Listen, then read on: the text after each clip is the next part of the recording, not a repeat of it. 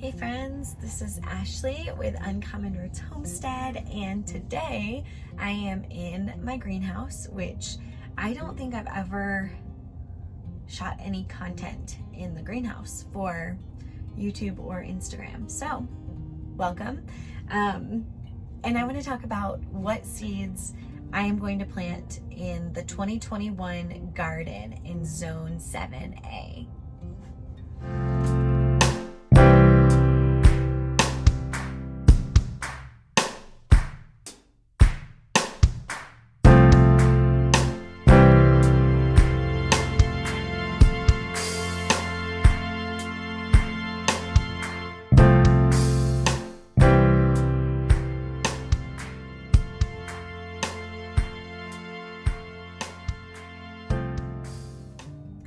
Okay, so first I want to talk a little bit about my gardening philosophy. So there are different types of gardeners, right? If you are starting a garden and your primary objective is just to feed your family, then my advice for you is different than what I'm going to talk about planting today. So I thought that's the first category of gardener. The second category of gardener is someone who just really enjoys the garden. They enjoy trying new varieties. There's definitely some trial and error, and that's where I fall in. So being that I like to try new varieties, I like to grow things that are different. My yield is not necessarily a production yield. I don't always end up with enough of any one thing to sustain our family through the rest of the year. Now, I'm working on my goal for the 2021 garden is to balance that better. So one thing that I did in 2020 and this gardening season was that I really went like full steam ahead and planted all of these new varieties that I had never planted or grown before, and realized rather quickly into the season that was maybe not the best idea if I was looking to be able to put away food for our family for the year. So if you're gardening and your purpose is to feed your family for the entire year, my advice to you is to pick like one variety of each type of fruit or vegetable that you want to grow, and then grow a couple of those. So say your goal is to have squash through the winter. Pick some really hardy squash that grow well in your area, like butternut squash. Acorn squash lasts for a pretty good time. You'll usually get to about January before those start to go bad. But butternut squash, and spaghetti squash, those will last. We finished up our butternut squash last year, like from the 2019 growing season, in April of 2020. And so that got us almost until we were ready to harvest squash again. So finding varieties that grow well in your area is really important if you're looking for production and really sustainability. And so, picking say butternut squash is the squash that your family likes, and that you want to grow enough of that to get you through the year. It's a high calorie, it stores well, like that's a great production crop. So what I would do is plant maybe 4 or 5 butternut squash plants, and you're going to get 10, 15 squash from each of those, depending on the size of your family. That can last you a long time, and then kind of multiply out from there. But sticking with varieties that do well, that are pest resistant, getting seeds locally, that's the best way to really like surefire hedge your bets and have food for the coming year. Now, I think that the best place to be in terms of like gardening, and like not just gardening like as a business, like it's not just like a transactional thing, like we have to do this to have food for the rest of the year.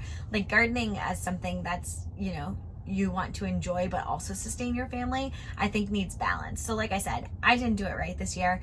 This year I went into the garden season and was like, I'm gonna try everything, all these new varieties. And sometimes when you're growing like like heirloom varieties that you've never grown before, that you did not get locally, there's a learning curve. Like some beans like different levels of sunlight, and they like different humidity, and like you might not get the yield that you are banking on when you're always growing brand new things. So sometimes it's important to kind of balance that out with things that you know will grow well. Even if this is your first garden and you've never done this before, there are crops that we know grow well. A big boy tomato. Those, I mean, it's a hybrid, so it's not an heirloom variety, but those grow well. You're gonna get pounds and pounds and pounds of tomatoes off of one plant.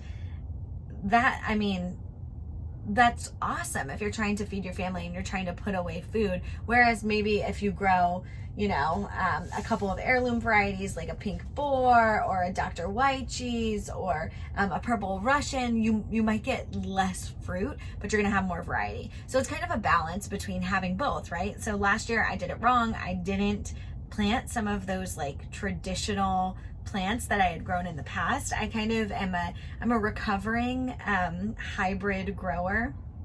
Up until 2019, I almost exclusively grew high production hybrid plants that I could purchase locally, either as seeds or starts. And honestly, up until 2019, I was mostly buying starts. So that's like the safe way to garden. That is absolutely the safest way to garden. You don't have to worry about starting seeds. You don't have to worry about, did you start them at the right time? You don't have to worry about them getting too leggy. Are you going to be able to harden them off correctly? You don't have to worry about any of that if you go buy starts at your local nursery. And my advice for a brand new gardener is plan to do that too. Starting seeds is awesome. Start them in February, give it a go, but give yourself some grace. It's not always easy. You might forget to water them, and then like, there you go. You just lost 6 weeks of your plant. Plan to also maybe take a look at your local nursery and buy some crops that you know are going to be high production if this is your first year. But all of that to say, I want to tell you about what I'm going to grow this year and how I'm going to balance those. So, like I said, last year I didn't balance very well. This year I'm trying to do that better. So a couple of things that I learned in the 2020 growing season. I love squash. I love winter squash. I love the way it grows. I love the way it vines. I love that it gets wild. I love that it's pretty resistant to pest damage, like the fruit itself. Now there are vine borers, there are pests that take over the plants, but the fruit itself is pretty pest resistant. And I love that you can store it. I mean, some of these varieties will store well into the next summer. And for me, that's amazing. We love squash soup. We love roasted squash. Like, we could eat squash all day. So I knew I wanted to grow more squash varieties this year. So I'm doing, like I said, I'm going to grow butternut squash, because butternut squash is a great producer. I mean, our yields last year, we got 15 to 20 squash from each of our vines, and that's really great, right? So I got local butternut squash that I am going to grow next year. I also did the same with spaghetti squash. I'm going local. These are non-GMO seeds. They are not heirloom varieties, but they're high producers. I know that they're going to produce a lot of food. It's not a gamble for me, and I've grown them multiple times before. So those are the two that I like, my surefire fill the pantry, going to plant a few of those plants each. But then, like I said, love squash. Oh, these are squash too. See, look at, love squash. So I went a little hard on Azure Standard, MIGardener, and Baker Creek. And I ended up with quite a few squash varieties. And I'm really excited about it. I actually do plan to plant at least one plant of each of these. And then what I do, so whenever I'm growing a new variety, I'll plant like 1 or 2 plants of that variety. And then if I really like it, I will multiply that in the next year. So because I've not grown, I don't actually think I've grown any of these varieties before. Because I've not grown these varieties, I'm gonna just plant 1 or 2. Mostly, probably 1 for most of them, unless there's one I'm really excited about, I'll plant 2. And then in 2022, I'll take whatever I really loved and whatever did well for us out of those, and I'll plant more of them the next year. So I got pink banana jumbo squash. So I had heard a lot of great things about this. It grows over 50 pounds of squash from one seed. How crazy is that? 50 pounds from one seed. They're best, they get long. They're best when they're like 30 inches long. The skin will turn pinkish orange. It's not super stringy, and it's supposed to be a little bit sweet. These are supposed to be delicious. I'm really excited about those. So that's the pink banana jumbo squash. And that is an heirloom non-GMO. I'm also going to do some crown squash. I have a couple of different varieties of crown squash that I'm excited about. I got the Table Queen acorn. I got a couple of varieties of acorn squash. Now, I've never grown acorn squash. I'm not sure why. We buy it. I actually usually buy it at the local farmer's market, and I'll store it through the winter. No idea why I've never grown it before. Sometimes there's things that you do that you're just like so used to doing that when you take a step back and you think about it, you're like, wait, why did I never do this before? So I'm excited about that. The Table Queen acorn squash, it grows to 6 inches in a diameter, and then it's really great for soup. It germinates in 10 days, and it takes full or partial sun. So that's a good thing to know. Now, if you're new to planting from seed, when you buy seeds, usually, and this is not true always, actually the seeds I buy locally, this is not true for them, but when you buy seeds from like Azure Standard or Baker Creek is usually pretty good about it, MIGardener is good about it. When you look at the back of the packet, it tells you a lot about the seed that you bought. So usually what I'll do when I'm ordering new seeds is I'll go online, I'll read about the varieties, decide whether or not they seem like something I should grow. Always look at how they do in your zone, right? If you're in zone 10 or 11, some of these things are not going to work for you. I'm in zone 7A. So if you're in zone 6 to zone 8, you probably, a lot of what I'm saying could be applied to you, maybe just a little bit different in when you plant, but make sure you take a look at that as well. So I'm excited about the Table Queen acorn. I'm only growing one variety of pumpkin. So I've never grown pumpkins before. Well, that's not totally true. We actually had some pumpkins volunteer from where we carved pumpkins 2 years ago, and we did get a little pumpkin off of him. So I guess I sort of grew pumpkins, but I totally neglected it. I didn't even look at it. It was not inside the garden. It was in our side yard, like just happened to grow a pumpkin. But I've heard a lot of really great things about this Jarrahdale pumpkin. It's a true blue pumpkin, which I'm excited about. It gives about 6 pumpkins each, weighing from 4 to 10 pounds, so they're not too big. It is mostly used for decoration or soup. It is not really a carving pumpkin. And so I am growing these because I think they're beautiful. I would love them for my porch, and then I also want to try some soup with them. So that's why I'm growing those. I did some delicata squash. So this is another thing that I buy at the farmer's market often. This one's the honey boat. I'm really excited about that. I did some sweet meat squash. So I've heard a lot of great things about sweet meat squash. I don't actually think I've ever eaten one, but I'm excited to grow those. I've got butter squash, early white bush scallop.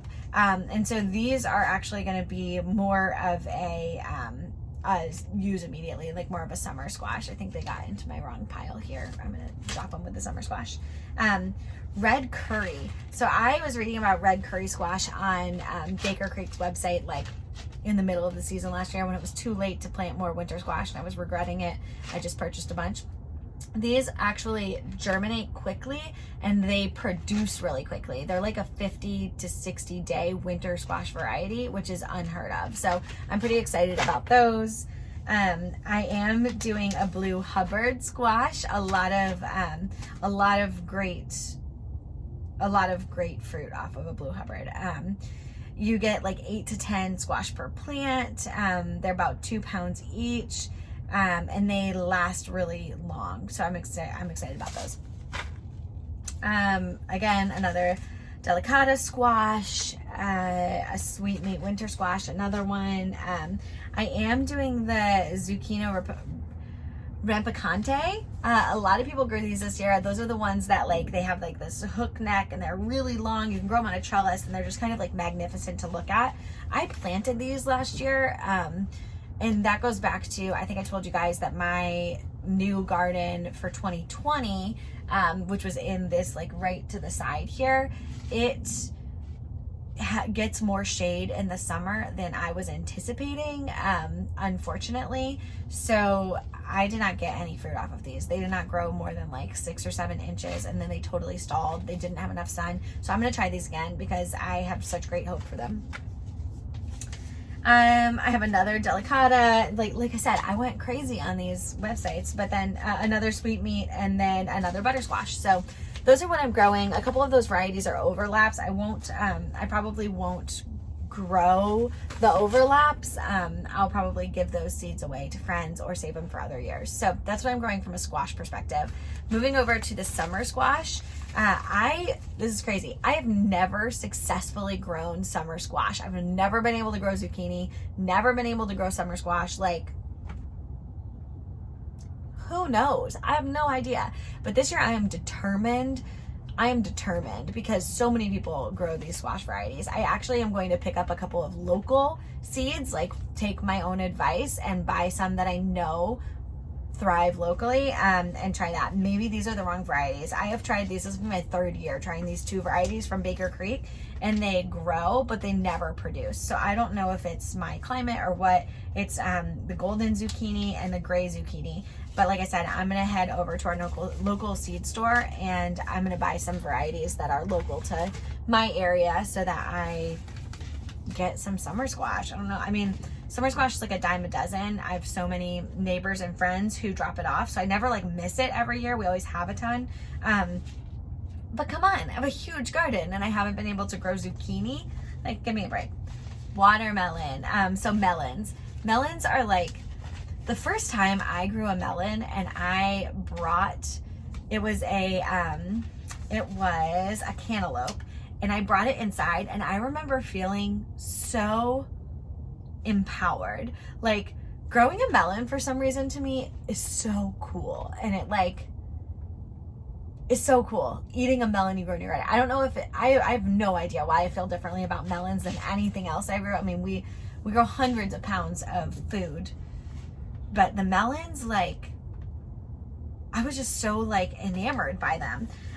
So I've grown these varieties every year. I added a couple of new melon varieties this year, like some fun varieties, but so I always do Hale's Best Jumbo Cantaloupe, banana cantaloupe. It's an heirloom variety that I got locally that was really delicious. I'm excited about that. I'll talk about the ones that I've done before first. Kajari melon. Okay, so Kajari melons, they are all over YouTube, all over Instagram. People are like enamored by them. We grew them this year. They were very prolific. We got a ton of Kajari melons. We were not a huge fan. I think I'm gonna grow them again, but only like 1 plant, maybe 2, because they're cute. Like they're pretty. Like they're great to like give as gifts. Like people really think they're cool. But the flavor, they were a little bit floral, not as sweet as I wanted them to be. I was just disappointed. It kind of reminded me of a honeydew, which I don't love honeydew. So yeah, I did not feel like Kajari melons were all they were cracked up to be, unfortunately. Sugar baby watermelon, always a great choice. They grow really prolifically. I have non-GMO organic sugar baby watermelon seeds, and I grow those every year. The early moonbeam watermelon, we were really impressed by this last year. They're super sweet, and then really fun. Like the kids loved it when you cut into a watermelon and it's yellow. They thought that was really cool. So I'll definitely grow those again. So the new melon varieties. I got the golden midget watermelon from MIGardener. And these are supposed to be like super tiny. Let's see. So they're like 3-pound watermelons with small seeds. They are a really short season grower, so they don't take very long to produce, which is really great. And like, so they're 70 days to maturity, which is pretty short for a watermelon, but they're just super cute. So I'm excited to try those. I got the tiger melon. They're supposed to be like a creamier melon, which was intriguing to me. And it's really small, really sweet, really excited about it. That's a 90-day variety, so it's a longer, more traditional melon. I got the Prescott Fond Blanc melon. This one is 85 to 95 days. It's supposed to be, it looks squash-like, but it tastes like a cantaloupe. And it's supposed to be really, really sweet. And you get about 4 to 5 melons per plant, and they're large. So I'm excited about those. We'll see. I got the Bidwell Casaba melon. I got some more Hale's Best. These are muskmelon seeds. I grew muskmelons last year and they didn't produce anything, so I'm gonna try it again. And then I grabbed the old Israeli melon. It's supposed to be really fragrant, and it's supposed to be really sweet, and it has early fruit. So I try to balance out my melons, my squash, my tomatoes, pretty much everything I grow with varieties that are both early and late, so that I'm harvesting throughout the season. Now, if you are planting your garden and you plant 7 varieties of melon that all take 70 days, in 70 days, you're going to have all of your melon. And that's fine if you have like a large family, or you're planning to give it away, or you have a good way to, preserve it. But I get easily overwhelmed by that. And so I like to have varieties that are going to kind of, I want to have like a structure. So I'm going to have some that produce in 70 days, some that are 85 days, some that are 90, some that are 95. So that I'm getting like every week, I'm having new things that are ripening. So it's not just like so overwhelming all at once. So those are the melons that I'm growing. I want to talk about peppers, because peppers are like our bread and butter. We do peppers well. We always have. Kevin is really great at preserving peppers. He makes a lot of hot sauce. He does a lot of pickled peppers. But we know peppers. And I'm excited to tell you what we're growing. So we have a lot of like different varieties that we're growing from Baker Creek that we've grown in years past. I actually have a whole video on peppers. If you want to go watch that, I'm going to actually rush through these. I'm just going to tell you some of our favorites. So Sugar Rush Peach. If you are making hot sauce, grow Sugar Rush Peach peppers. They are so delicious. They're a little bit sweet on the front, but then they are hot. Like, they are not as hot as a habanero, but hotter than a jalapeno. Really great hot sauce though. The other Corbaci, these are delicious. If you like Italian sweet peppers, definitely give these a try. Habanadas. We always grow sweet banana peppers and hot banana peppers. I like having the mix of those. Now, some good advice that I never take myself is that if you don't want any chance of your sweet peppers becoming hot, do not plant them near your hot peppers. They can cross-pollinate. I've said it. There you go. I don't ever follow that advice, and I've never had a problem. That doesn't mean it can't happen. It absolutely can happen. And this year, I think I'm going to try to maybe spread those beds a little bit. Maybe. But just be warned, that can happen. One of my sweet friends sent me pumpkin on a stick seeds. Those are peppers that look like pumpkins. So cute. I'm excited to try those. I am doing Italian sweet peppers this year. We have a lot of really, Kevin is Italian, but we have some like close friends who are a little bit older than us, and they're Italian, and he is like the most phenomenal cook ever. He owned a couple of restaurants before he retired.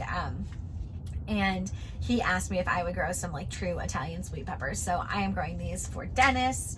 And then shishito peppers. I've never actually grown shishitos. Usually we grow pepperoncinis and use them like shishitos. They're closely related. They look a lot alike while they're growing, but the flavor is a little bit different. So I'm excited for both of those. We also grow jalapenos every year and cayennes every year. I don't have those seeds. We actually saved them and they're in the house, but so we'll be growing those too. So moving on to tomatoes, I have not found tomato varieties that I am like in love with yet. We do a lot of small like cherry tomatoes because the kids love them. So I always do like a little sweet cherry, and I always do yellow pear. But yeah, I have not found a tomato variety that like knocked my socks off. I do like the pink boar. We'll do those again. I got those from Baker Creek. The solar flare, I also got those from Baker Creek. I'll do those again.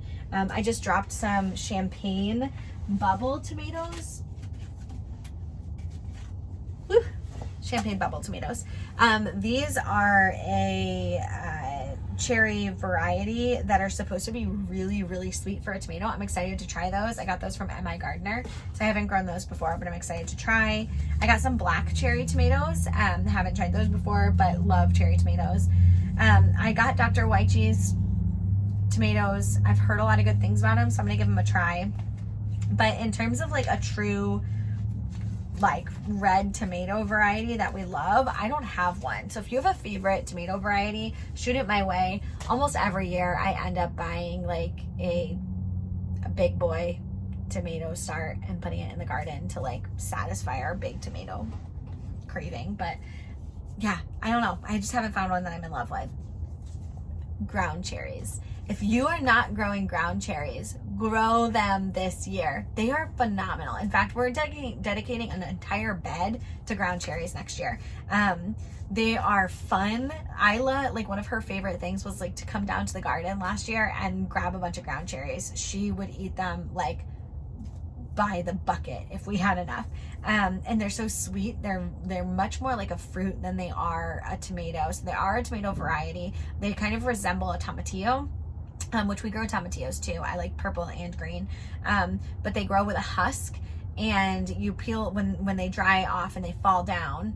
That's when you would harvest them. You can also like grab them when they're starting to dry out, and they're very sweet. They taste like a candy. They are delicious. So I'm growing Aunt Molly's and then just the ground cherry regular variety, both from Baker Creek. I grew both of these last year and they were both a hit. So, I want to just briefly talk about kale. So, if you're planting a garden, you want to make sure that you understand what temperature the plants that you're planting thrive in. So all of the things I've talked about so far, those are summer varieties. They're not frost hardy at all. They need to go in the ground after the last threat of frost has passed. So for us in zone 7A, usually that's the end of April. Usually it's mid-April. I think we're safest at the end of April. If it's 2020 and 2020, the world just did what it wanted. We had a frost on Mother's Day and had to cover everything. But usually in zone 7A, we are 7A, 7B, we're safe by the end of April.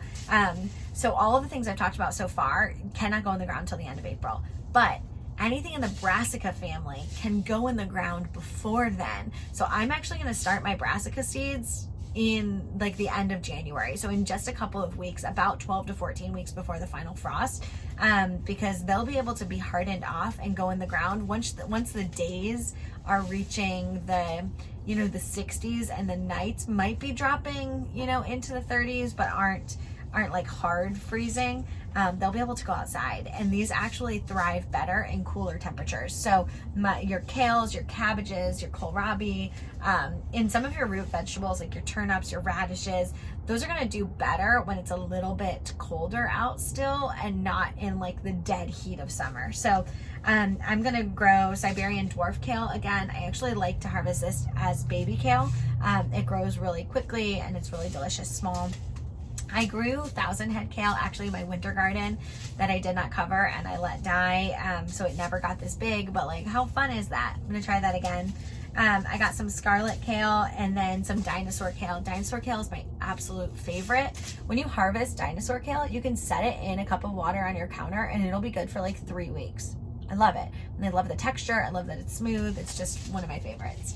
I'm growing a couple different varieties of cabbages, just local, like traditional red acre and early flat Dutch.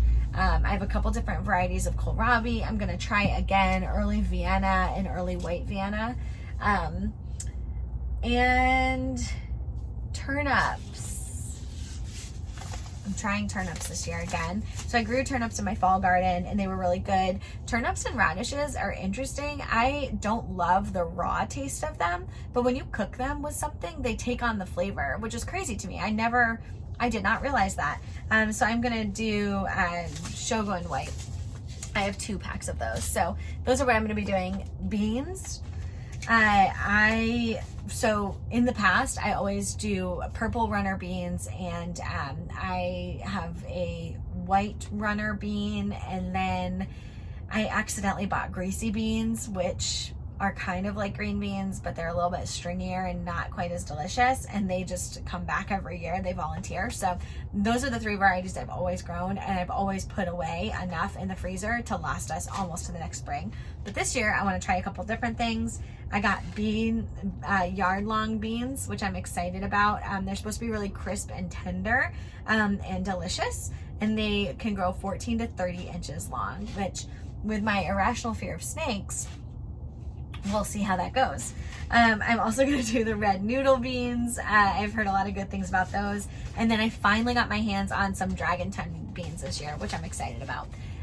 The other thing I'm really excited about that I didn't bring those seeds out is I am growing some different types of spinach. I'm doing Malabar spinach. One of my sweet friends sent me those seeds, which reminds me I need to go make sure they get back into this bag where I keep my seeds so that I get them in the ground. But I'm excited about those. That's a vining spinach that actually does well in the summer heat. So most spinach, like your cabbage, your kale, and your brassicas, it likes it cooler. So I usually will plant my kale and my spinach at the very beginning of the season and then harvest as baby greens until probably like June. That's when it kind of dies off, and then I'll put them back in the ground in late August. So that's pretty much what I'm growing this year. I am going to do some corn varieties. I've got a ton of flowers that I'm going to be planting. I think I told you guys I'm doing a whole lavender field, which I'm really excited about and a little intimidated by. Lavender is difficult to grow from seed, so I'm going to give it my best shot. But that's what I'm growing in the garden this year. Hopefully this has been helpful and kind of hearing me talk through some of these different varieties. But like I said in the beginning, if you're growing your first garden, stay simple. You do not need 100 different packets of seeds to start your first garden. If you have 100 packets, that's awesome. That's fun. If you have space to do it, that's awesome.